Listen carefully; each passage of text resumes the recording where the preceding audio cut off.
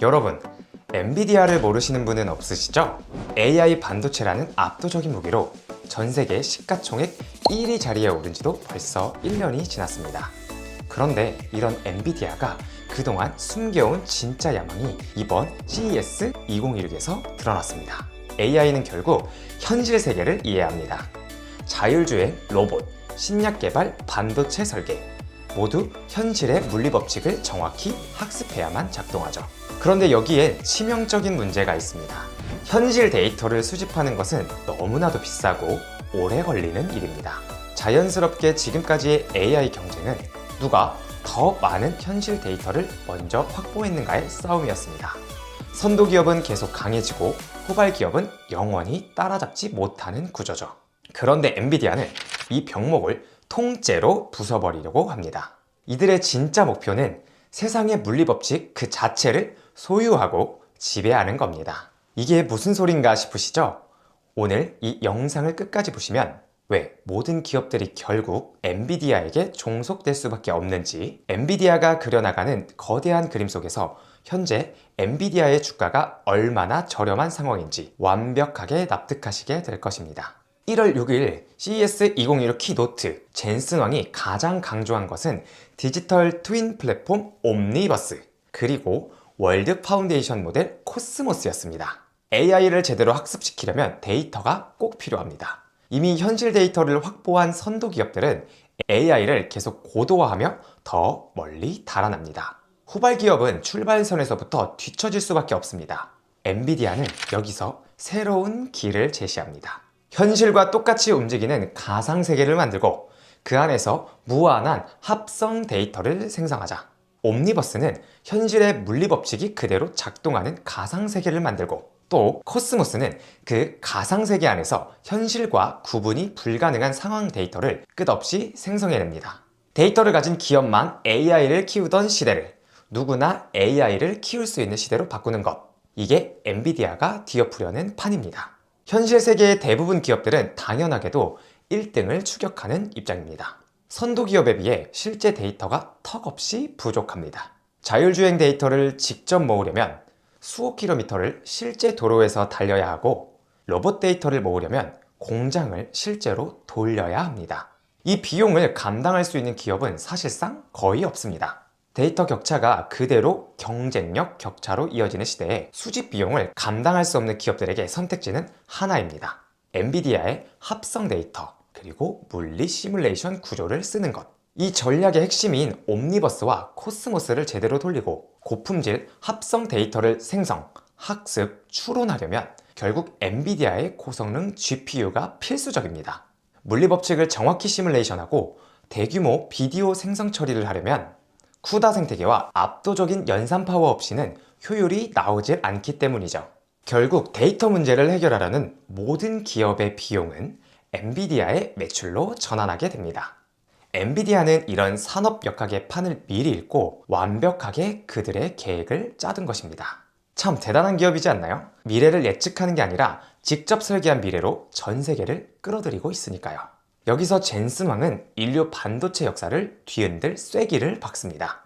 엔비디아가 왕년의 황제였던 인텔의 지분 약 4%를 7조가량 인수한 사건입니다. 역사적인 전략적 동맹이 시작된 겁니다. 만약 설계의 왕이자 GPU의 왕인 엔비디아와 미국 본토의 제조 인프라이자 여전한 CPU 강자 인텔이 결합해 시너지를 낸다면 그 파급력은 얼마나 클까요? 그동안 엔비디아의 가장 큰 약점이었던 게 바로 생산 공급망이었습니다. GPU 생산 100%를 TSMC에 의존하고 있었기 때문입니다.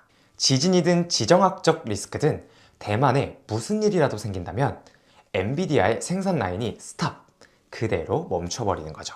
하지만 이제 인텔의 미국 내 첨단 팹을 손에 넣으면서 미국 중심의 반도체 자급자족 시나리오를 완성하고 있습니다. 칩섹트로 지원받는 인텔의 18옹스트롬 공정, 그리고 앞으로 나올 차세대 칩들까지 엔비디아가 깊숙이 개입할 수 있는 기반이 생긴 거죠. 이제 엔비디아는 TSMC 하나에 목매지 않고 미국 땅에서 만든 칩으로 AI 인프라를 돌릴 수 있게 되었습니다. 더 무서운 건 CPU 시장입니다. 여전히 전 세계 PC와 서버의 CPU 표준은 인텔의 X86 아키텍처입니다. 엔비디아는 그동안 ARM 기반 그레이스 CPU를 밀며 X86을 대처하려 했지만 이제 인텔과 한 팀이 되었습니다. 자기들 생태계로 편입시킬 수 있는 겁니다.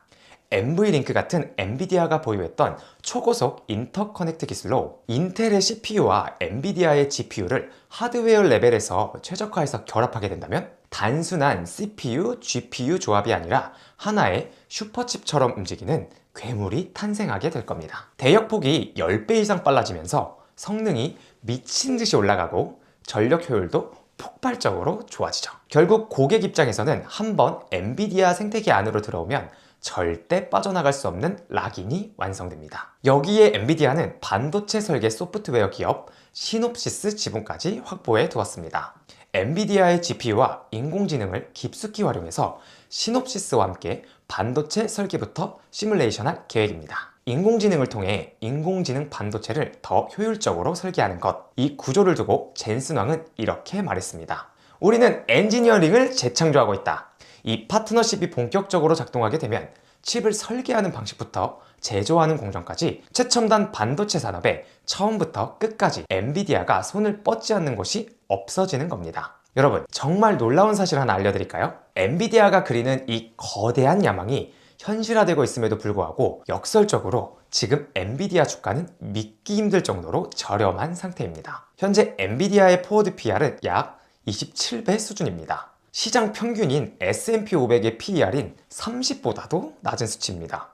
역사적으로 보면 코로나 팬데믹이 터졌을 때나 미중 관세 전쟁으로 시장의 공포가 극에 달했을 때나 겨우 찍었던 최저점 수준의 밸류에이션인 거죠. 엔비디아의 로드맵은 연매출 1조 달러, 하나로 1,400조 원이라는 상상 초월의 시장 기회를 겨냥하고 있습니다.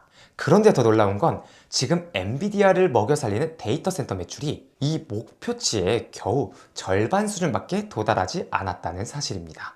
결국 젠슨 왕이 그리는 그림은 아주 명확합니다. 인류가 만드는 모든 물리적 실체, 예를 들면 로봇, 자동차, 심지어 신약 개발과 반도체 설계까지 전부 엔비디아가 만든 가상세계의 물리 법칙을 통과해야만 현실에 존재할 수 있게 만드는 것.